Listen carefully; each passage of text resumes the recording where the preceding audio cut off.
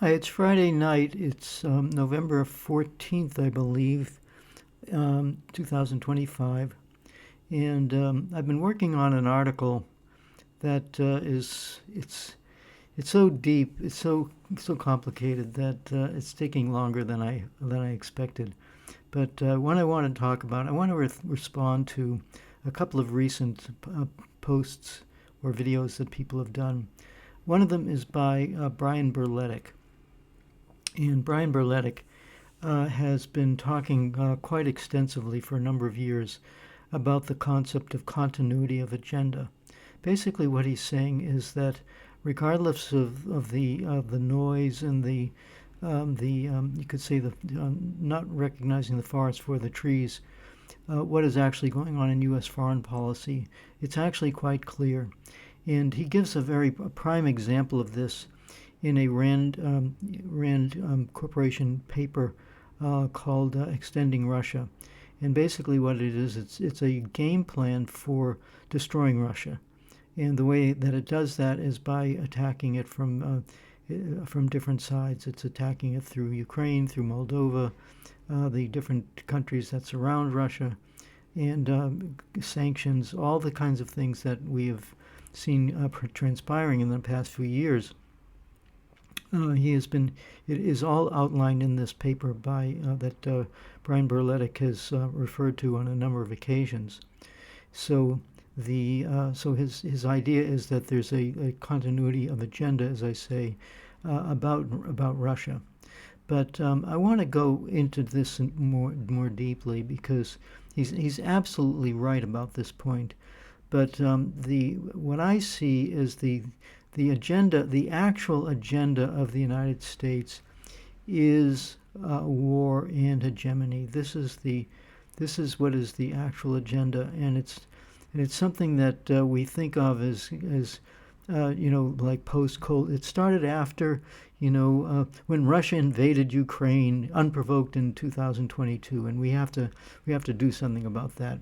Well, then people say, well, if you peel the layers back, it's not exactly like that. It goes back to 2014 when the United States staged a coup in Ukraine in order to take down the democratically elected government, put people in charge who were the collaborators of these are the grandchildren and great-grandchildren of the Nazis who collaborated, the Ukrainian Nazis who collaborated with Hitler during World War II and killed tens or hundreds of thousands of people. I would go, but then you talk with other people and you say, no, it actually goes back further than that, because the United States and England and Czechoslovakia and Italy and other countries, Japan, invaded the then Soviet Union in 1917 after the Bolshevik Revolution. They just couldn't stand the idea of having a socialist government as a government that is actually working for the benefit of the people, and it's not beholden to capitalism. So they invaded the Soviet Union, the new Soviet Union, in I think it was 1918, and millions of people died because of the disruptions, the famines that took place because they weren't able to grow crops, so on and so forth. And then they blamed the Soviet Union for starving their own people when they're the ones who are actually responsible for causing all this chaos. But then it goes back further than that, because in 1853, the British invaded the Russian Empire in Crimea, because they wanted to take Crimea away from Russia, and Turkey, and I think it was France and Italy. I think those are the countries that invaded. So you have that situation, but then you have to go further back than that, because Napoleon had invaded. Of course, Hitler invaded in 1941, but Napoleon invaded in 1812, and Russia's been invaded on a number of occasions. But that's the Russian angle of this continuity of agenda. But I want to talk about it from the point of view of American history, and the way I did that was I first I just want to I'm going to read through some basics of this article that I'm writing I'm not going to read the entire article because it's quite long, and I haven't even finished it yet. But I want to get the idea out to you so that you can be thinking about it. So I start off the article by quoting.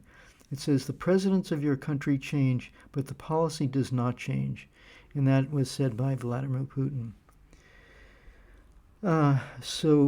Recently I've been thinking about the work by Brian Berletic, whom I have followed for at least 10 years. And he's a former Marine, and while he was in the service, he realized that he was not serving freedom and democracy, he was serving American hegemony. And so he uses this term continuity agenda to describe this situation. And I cite several places where you can find his work, and I'll post that when I post the full article.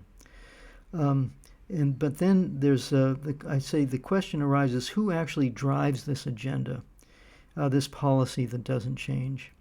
And Pepe Escobar is another person who I've followed for a number of years, probably about a good 10 years. And he's born in Brazil, but he speaks fluent. Of course, he speaks Portuguese because he was born in Brazil. Brazil speaks Portuguese. He speaks fluent English. He speaks, I think it's French. I think he may speak Italian. And so he recently posted a video with Danny Haifong, who is a very good YouTube journalist, and he interviews people of the caliber of Pepe Escobar.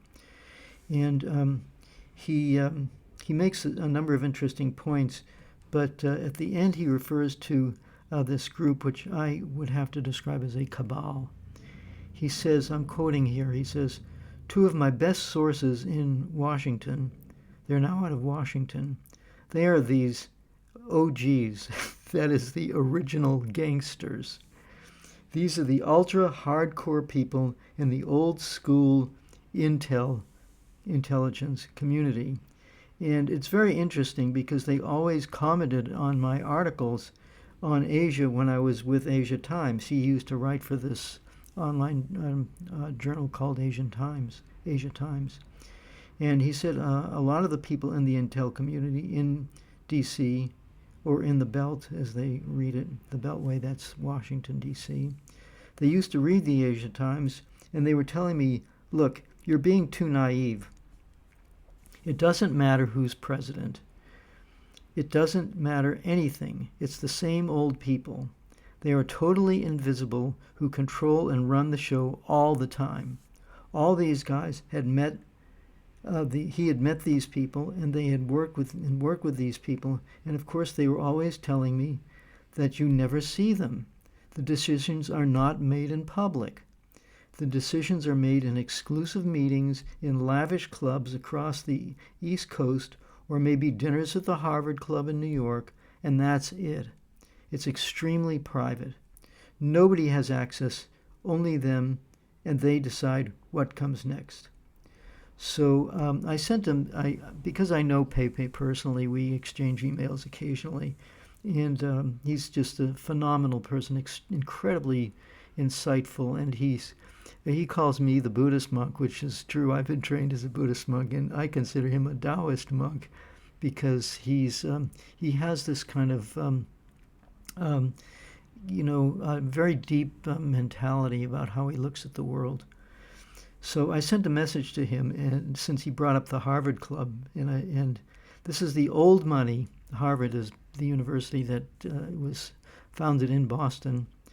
And it's the old money that originated in Boston and the other colonies leading up to the American Revolution. And there's a saying that goes, this is an actual saying from, I think, the 19th century. "Here's to dear old Boston, the home of the beans and the cod, where the Cabots speak only to the Lowells, and the Lowells speak only to God."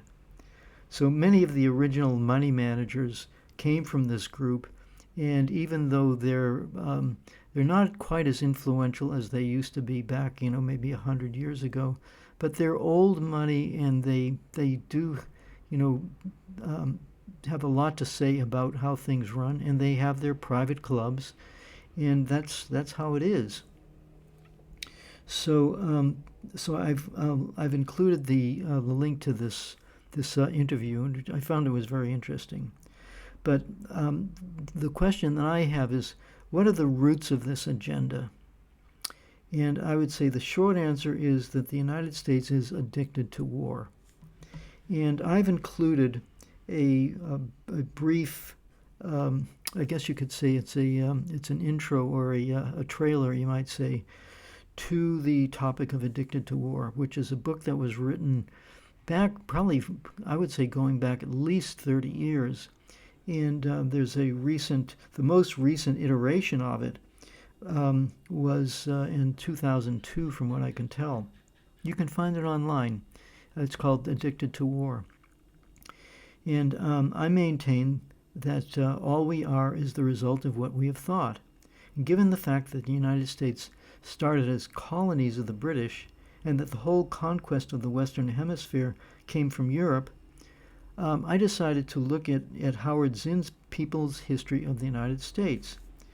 And I asked the question, is there any connection, this is a key point, is there any connection between the genocide going on in Gaza and the colonial settler state of Israel and the ongoing hostility to Russia, China, Iran, and other countries currently in the U.S. crosshairs?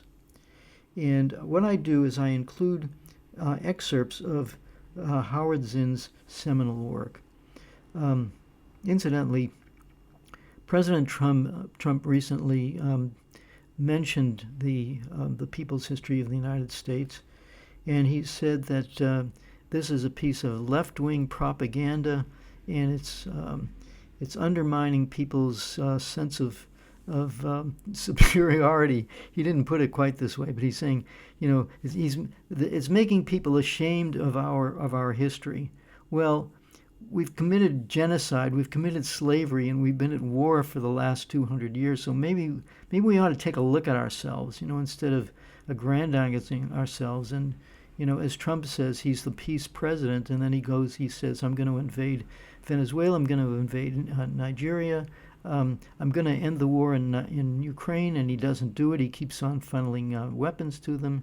And as Brian Berletic points out, when the going gets tough for the United States, they're cowards. So they say, okay, we can't handle this. We got into this mess, and but we don't want to deal with it. We don't want to be accountable for it. We're going to pass it off to the Europeans and let them dump the mess that we started and put it in the laps of the Europeans. So this is the way that this is how the U.S. becomes accountable, which is to say it doesn't. So there's a clip from Democracy Now!, which is a pretty well-known website, and it's got its drawbacks, but it can be quite good at times. So I go into the issue of the seeds of endless war abroad, and this is a quote from Howard Zinn's book. Behind the English invasion of North America, behind their massacre of Indians, their deception, their brutality, was that special, powerful drive born in civilizations based on private property. It was a morally ambiguous drive. The need for space, for land, was a real human need. But in conditions of scarcity, in a barbarous epoch of history ruled by competition, this need was transformed into the murder of whole peoples. This is one of the gods of New England, which the living and the Most High Eternal will destroy and famish. He talks about terrorism. He talks about terrorism as a against defenseless people as a war tactic. Now he's talking about the Indians here. But I'm making the connection between this and what is going on in Palestine. The English developed a tactic of warfare used earlier by Cortez, the Spanish conquistador, and later in the 20th century, even more systematically. Deliberate attacks on non-combatants for the purpose of terrorizing the enemy. This is ethno-historian Francis Jennings' interpretation of Captain John Mason's attack on a Pequot village. This was an Indian tribe in very, very close to the Boston area, and on the Mystic River near Long Island Sound. Mason proposed to avoid attacking Pequot warriors, which would have overtaxed his unseasoned, unreliable troops. Battle, as such, was not his purpose. Battle is only one of the ways to destroy an enemy's will to fight. Massacre can accomplish the same end with less risk, and Mason had determined that massacre would be his objective. So the English set fire to the wigwams of the village. Flash forward to seeing the bombs that the United States has furnished to the Israelis, and what are they doing? They're blasting the homes of people in Palestine. They're arming the Israelis to the teeth in order to subjugate the Palestinians, terrorize the Palestinians, many of whom have no ability to defend themselves. And of course, this is what went on, you see, in Ukraine, because when the United States overthrew the democratically elected government of Ukraine in 2014, they immediately started persecuting ethnic Russians. That is, people who their mother tongue is Russian. And the problem in Ukraine is that there are some people who speak Ukrainian, which is a language which is related to Russian, but it's not Russian. And they deliberately demonized people who speak Russian. They said, if you're Russian, we're going to kill you. They said Russians on knives. They were chanting that in their demonstrations, and they were attacking them. They were sending bombers and sending missiles and bombs on the civilian population of Lugansk. And there's pictures of a woman whose legs were blown off and she died. And she wasn't the only one. There's pictures of a young mother with her mother who was with her children who was killed, and there were literally probably at least 14,000 people who had been killed in the 10 years or 8 years leading up to Russia finally putting its foot down and saying enough. We know what you're doing. You're planning to attack these people. You're planning to do ethnic cleansing, and we're not going to allow this to happen. And then the United States says, "Oh, you bad Russians! How dare you protect people who are facing an army, a national army that we have trained and funded and provided with weapons." So the question is, who is civilized and who is not? This is again from Howard Zinn's book. One fact disturbed: whites would run off to join Indian tribes, or would be captured in battle and brought up among the Indians. And when this happened, the whites, given a chance to leave, chose to stay in the Indian culture. Indians, having the choice, almost never decided to join the whites. So this fellow Hector Saint Jean Crevecoeur, the Frenchman who lived in America for almost 20 years, told in Letters from an American Farmer how children captured during the 7 Years' War, this was the French and Indian War that the British fought with France, and found by their parents grown up and living with Indians, would refuse to leave their new families.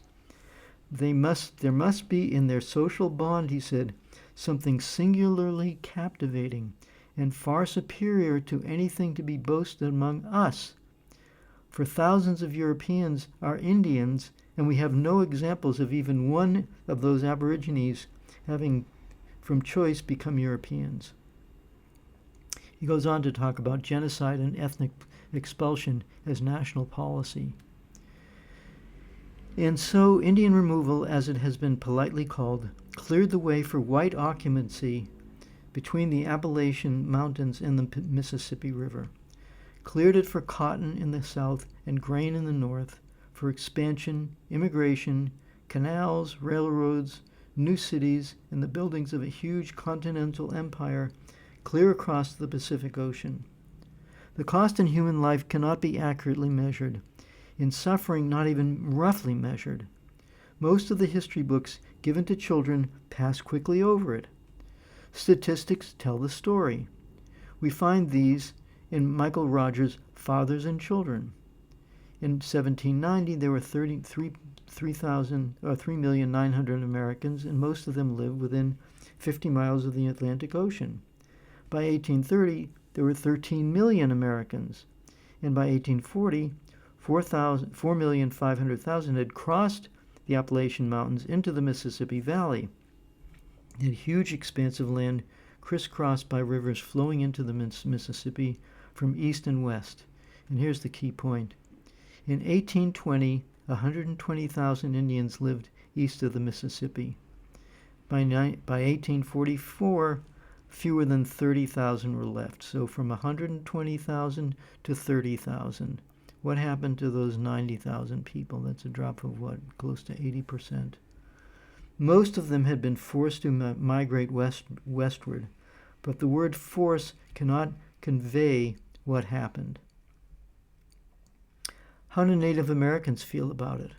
This is a quote from a Native American. I fought hard, but your guns were well aimed. My warriors fell around me. Black Hawk, speaking of himself, he is now a prisoner to the white men. He has done nothing for which Indians ought to be ashamed. He has fought for his countrymen, the squaws and papooses, against my white men who came, year after year, to cheat them and take away their lands. You know the cause of our war-making. It is known to all white men. They ought to be ashamed of it. Indians are not deceitful. The white men speak bad of the Indian and look at him spitefully. But the Indian does not tell lies. Indians do not steal. An Indian who is as bad as the white man could not live in our nation. He would be put to death and eaten up by wolves. And then he goes on to say, the white men are bad schoolmasters. They carry false books and deal in false actions. They smile in the face of the poor Indian to cheat him. They shake them by the hand to gain their confidence, to make them drunk, to deceive them and ruin our wives. We told them to leave us alone, to keep away from us. They followed on and beset our paths, and they coiled themselves around us like a snake. They poisoned us by their touch. We were not safe. We lived in danger. We were becoming like them, hypocrites and liars, adulterous, lazy drones, all talkers and no workers. A history of white man's perfidy. Brothers, I have listened to many talks from our great white father. When he first came over the wide waters, he was but a little man, very little. His legs were cramped by sitting long in his big boat, and he begged for a little land to light his fire on. But when the man had warmed himself before the Indians' fire and filled himself with their hominy, he became very large. With a step he bestrode the mountains, and his feet covered the plains and the valleys. His hand grasped the eastern and western sea, and his head rested on the moon. Then he became our great father. He loved his red children, and he said, Get a little further, lest I tread on thee. Brothers, I have listened to a great many talks from our great father, but they always began and ended with this. Get a little further. You are too near me. Again, the seeds of U.S. endless wars abroad. Behind the English invasion of North America, behind their massacre of the Indians, their deception, their brutality, was that special drive born in civilizations based on private property. It was a morally ambiguous drive. Roger Williams said it was a depraved appetite after the great vanities, dreams, and shadows of this vanishing life.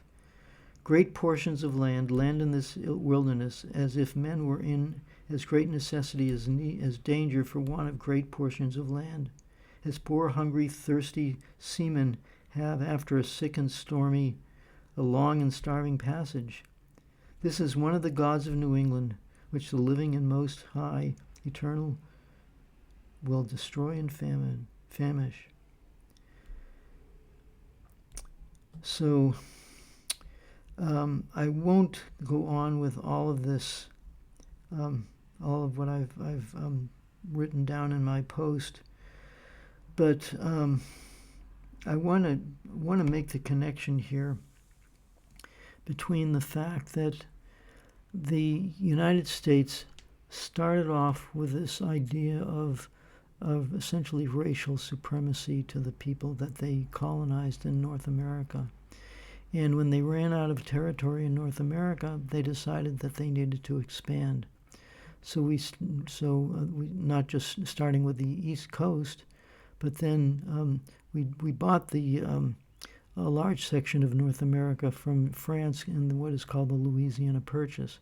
So, of course, there were Indians living there, and for some reason we decided that we owned the land because we gave France a bunch of money, but, neglecting the fact that there were actually other people who were living there long before the French and the Americans came.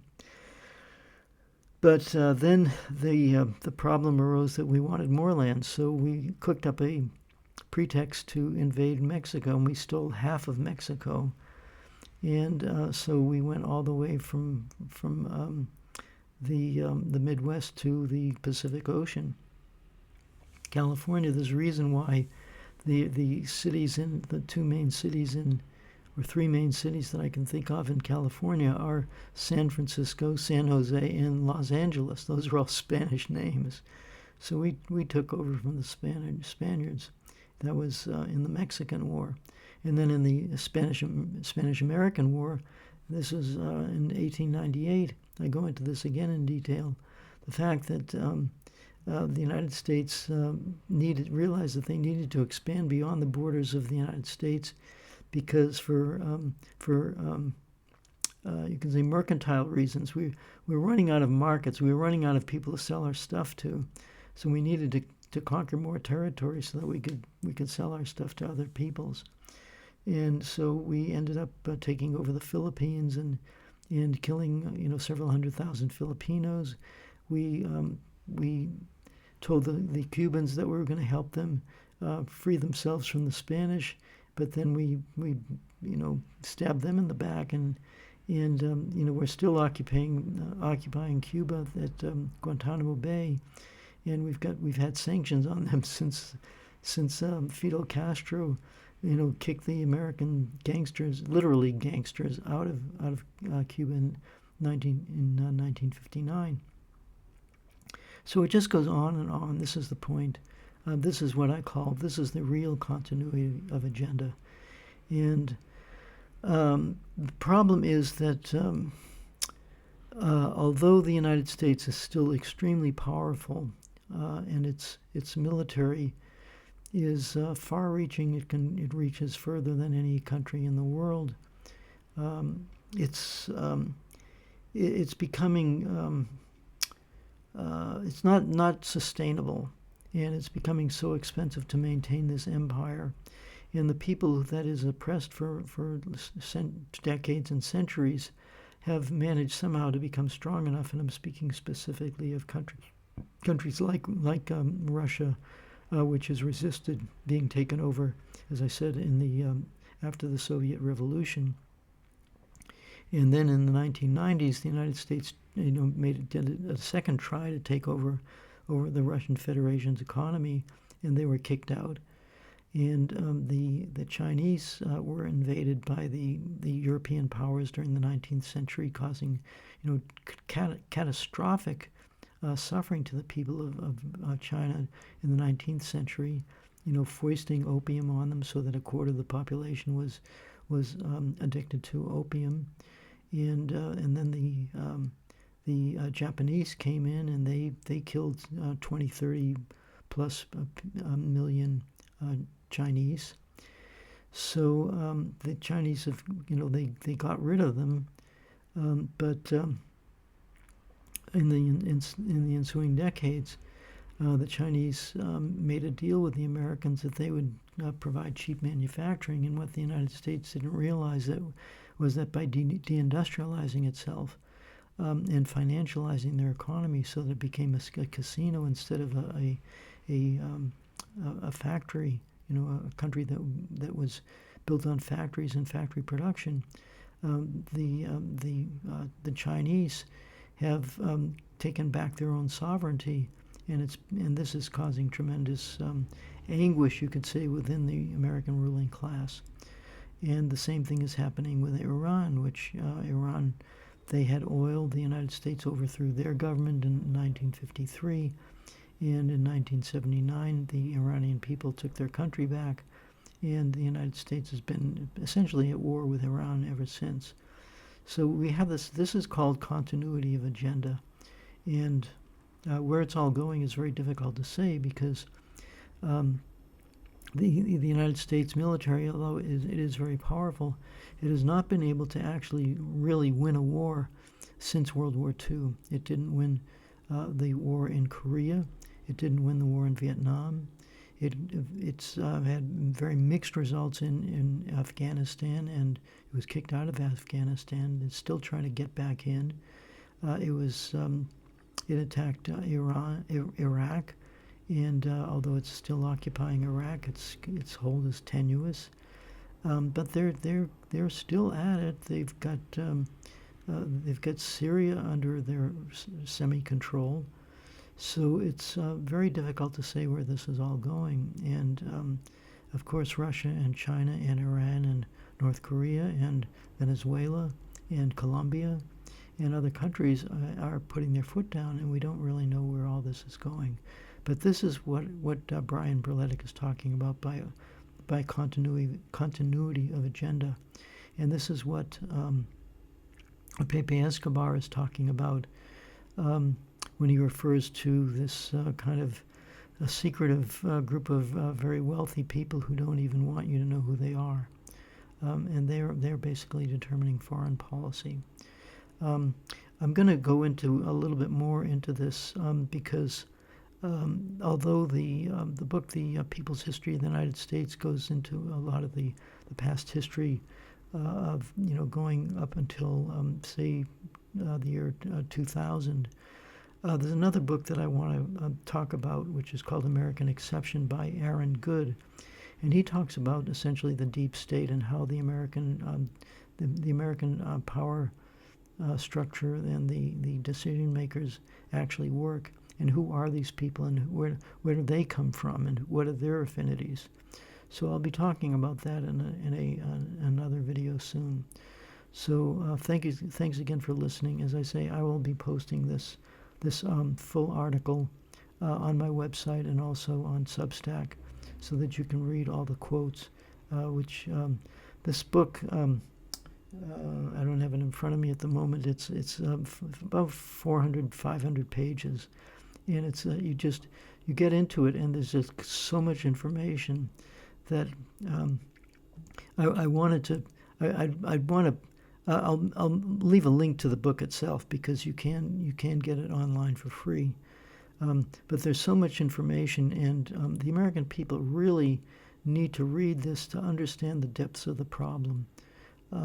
This goes back a long, long way, and it's, people say, oh, we killed the Indians, but that was then, and this is now, and yeah, we had slavery. Well, the fact of the matter is that the U.S. prison system has codified slavery in the sense that it allows prison inmates to work for like $1 a day, something like that. So they're essentially slaves. And how do they get into prison? Because the U.S. Prison criminal justice system favors taking minorities, especially African Americans. And they have different rules for for example, for treatment of drugs or prosecution for drug offenses for African Americans versus white Americans. And so you have prisons that are loaded with people who are nonviolent offenders, and they're basically working at slave labor jobs in the prison industrial complex. So people say, oh, we don't have slavery anymore. No, we still have slavery.